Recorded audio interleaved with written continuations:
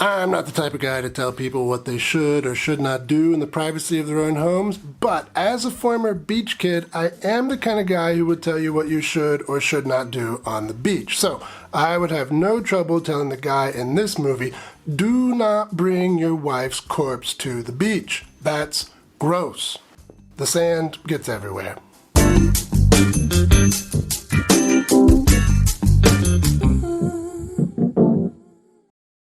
Welcome to Exploitation Reviews, and me, Rob, and today I'm taking a look at Help Wanted Female from 1968. This is yet another sexploitation film from the 60s, safely on the roughie side of the equation.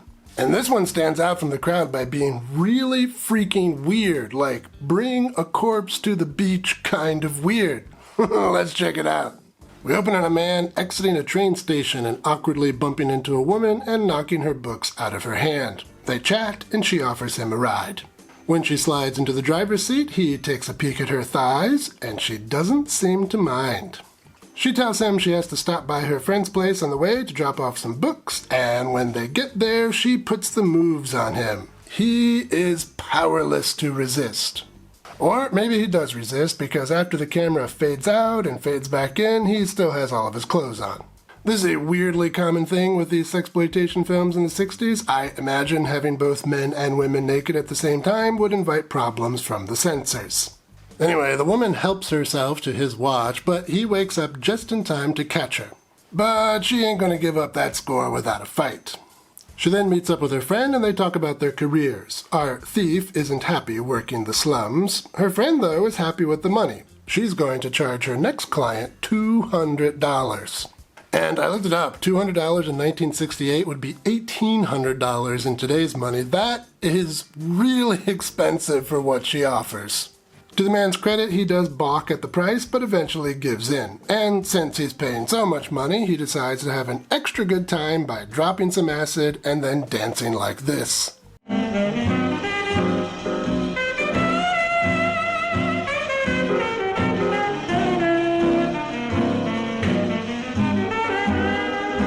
She then proceeds to give him a show. It's a pretty good show. I wouldn't say it's $1,800 good, but it's pretty good.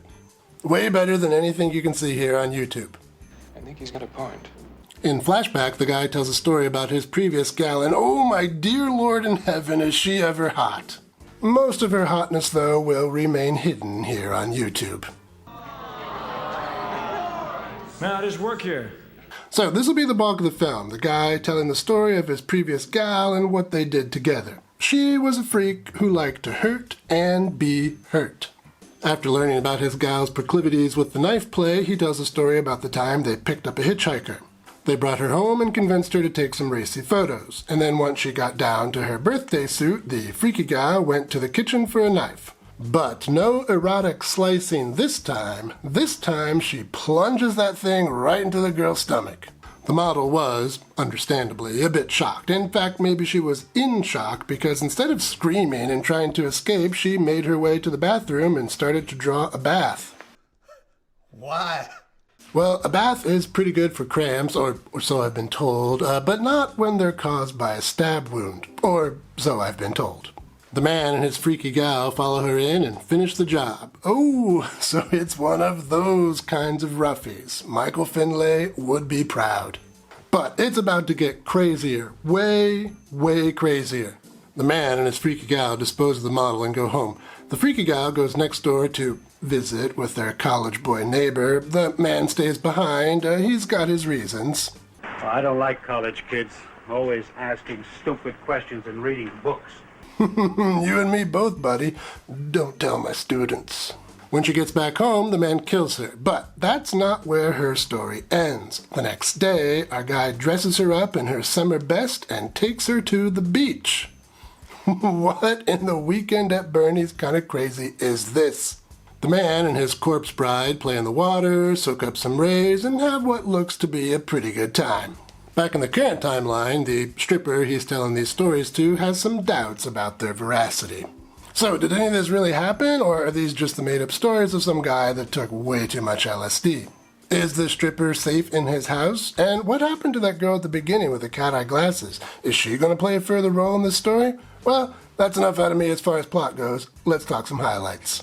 Well, I've already mentioned that the gal in the flashbacks is smoking hot, but that's worth mentioning again.